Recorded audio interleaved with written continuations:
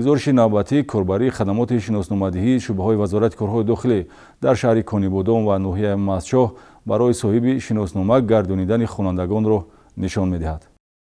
баҳри саривақт ҳамин намудани хонандагони муассисаҳои таълимӣ ба ҳуҷҷати асосии тасдиқкунандаи шахсият шиноснома ки имкон медиҳад хонандагон баъди соҳиби шиноснома гаштан ба маркази миллии тестӣ ҳуҷҷат супорида ҳамчун довталаб худро ба қайд гиранд, бо дастури вазири корҳои дохилӣ кормандони хадамоти мазкур вазифадор карда шуданд ки шароити беҳтарину дастрасро ба хонандагон фароҳам оваранд, то ин ки дар таъмини саривақтии муҳассилин хоса хаткунандагон бо шиноснома саҳм гузоранд. бо ҳамин мақсад ҳамкории хадамоти шиносномадиҳӣ бо муассисаҳои таълимӣ бароҳ монда шудааст. суҳбату мулоқот бо хонандагон, фаҳмонидани тартиби ҳуҷҷатгузорӣ ҷиҳати соҳиб шудан ба шиноснома ва қабули дастаҷамъонаи хонандагон дар нуқтаҳои шиносномадиҳӣ аз корҳои тарғиботие мебошанд, ки имрӯз масъулини хадамоти шиносномавию ба қайдгирии мақомоти корҳои дохилӣ дар минтақаҳои маъмурии вобаста гардида ҷорӣ менамоянд. дар шаҳру ноҳияҳои вилояти Суғд иқдоми мазкур амалӣ карда шуда дар вазъияти тантанавӣ ба хонандагон шиноснома месупоранд ва чунин корбарӣ боиси қаноатмандии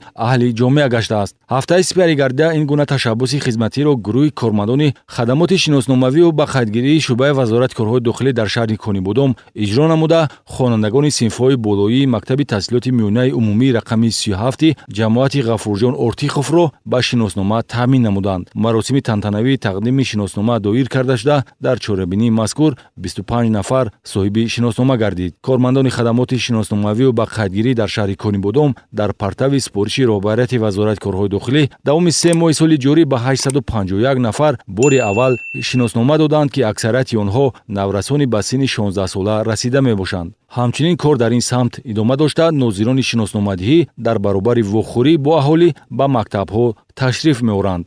ҳамин гуна хизматрасонии муваффақонаро дар хадамоти шиносномавию ба қайдгирии шӯъбаи вазорати корҳои дохилӣ дар ноҳияи Мастчоҳ дидан мумкин аст. шароити фароҳамгардидаи хизматрасонӣ ва натиҷаи корҳои тарғиботӣ дар муассисаҳои таълимӣ боис гашт, ки аз аввали соли ҷорӣ то санаи 31 март 726 нафар барои гирифтани шиноснома ҳуҷҷат супорида, бори аввал ҳуҷҷати тасдиқкунандаи шаҳрвандиро ба даст гиранд. тақдими шиноснома дар вазъияти тантанавӣ доир шуда, ба муҳассилин вобаста ба чӣ гуна ҳуҷҷат будани шиноснома миллӣ ва ҳуқуқҳои соҳиби он маълумот дода мешавад. хадамоти шиносномавию ба қайдгирии шӯъбаи вазорати корҳои дохилӣ дар ноҳияи Мастчоҳ ин навбат шиносномаҳои омодагардидаро ба хонандагони мактаби таҳсилоти миёнаи умумии рақами 24 ва 4 ҷамоати деҳоти Мастчоҳи ноҳия дастрас намуда ба соҳибонаш супорид. ҳамчунин ҷиҳати огоҳӣ ёфтан аз ҳуқуқҳои конститутсионӣ ба хонандагон дар баробари шиноснома Конститутсия тақдим карда шуд. дастрасии хонандагон ба ҳуҷҷати асосии муайянкунандаи шаҳрвандии Тоҷикистон,